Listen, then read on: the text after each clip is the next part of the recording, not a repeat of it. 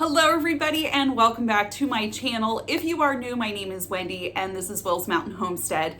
And today, as promised, I am bringing you another recipe using the quick mix start that we did in the last video. So today we're going to be making muffins. Now, you can make these just as a plain muffin, no variations whatsoever to it. Or you could jazz it up a little bit and add some fruits to it. You could do blueberry, you could do banana, you could do cranberries chopped up and add some orange zest to it. You could pick whatever you want to do. Today we are sticking with the fruits of the season, and it is apple picking season in my neck of the woods. So we are going to grate some apples and throw these into our muffins, and we're going to make apple muffins. So I will show you the base recipe, and then you can doctor it up however you want to after that to make it your own type of muffin. So let's get started. All right, gang, I'm gonna read you off the recipe so you have the base for this before we get started, and I'm gonna tweak mine a little bit. So we have 2.5 cups of the quick mix that we made in the last video, 4 tablespoons of white granulated sugar, and then you're going to need 1 egg that is beaten. You're going to need 1 cup of milk or water, because remember, there is powdered milk in our mix. So if you just want to add water, that's perfectly fine. And then if you want to top it or glaze it with butter or honey, you can do that as well. Okay guys, at this time, preheat your oven to 425 degrees. We have our 2.5 cups in our bowl. Now I'm tweaking it a little bit and I'm using brown sugar instead of white sugar, which is perfectly fine. So we're gonna do 4 tablespoons of brown sugar. Did you hear my cats crying? 1 egg, and we're going to beat this. All right, and then we'll dump that in.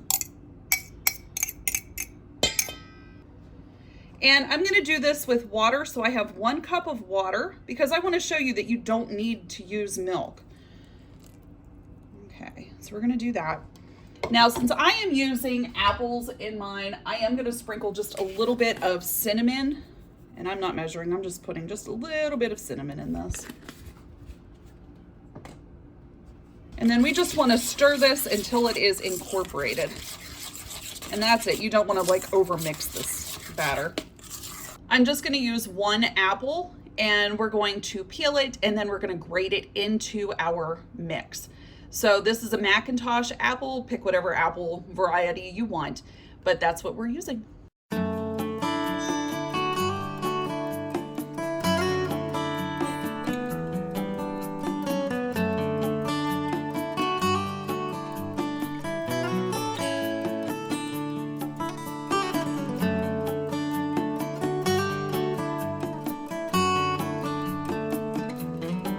You can use liners if you choose to. I'm not. I'm just going to spray them really well with olive oil spray. Now, since we added the apple, it made it a little bit more of a wet ingredient. So we're going to have to cook these just a little bit longer. So these are going to have to cook for 20 to 25 minutes. And if you didn't add the apple and you just did it plain, it would be 15 to 20 minutes. But like I said, I will put all of the variations and times and everything down in the description so that way you know. I would hate for you to burn your muffins. So we ended up with 10 muffins out of that mix, which isn't really all that bad for the little effort that we had to put into it. So we're gonna pop these in the oven, and then I'll show you what they look like when they come out. All right, so to come out toothpick clean, you know, these took about 17 minutes total. Now my oven may run just a little bit warm, but I would say start checking them after 15 minutes just to make sure, because you don't really want to burn these.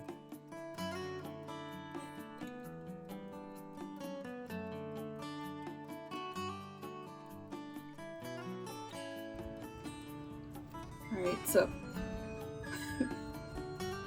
All right, so I want to show you what these look like. So we're going to open one of these up, and it's still piping hot. But look,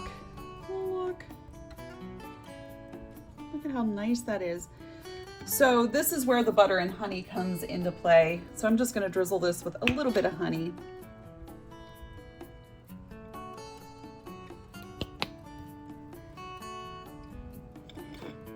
And guys, there you have a quick mix muffin.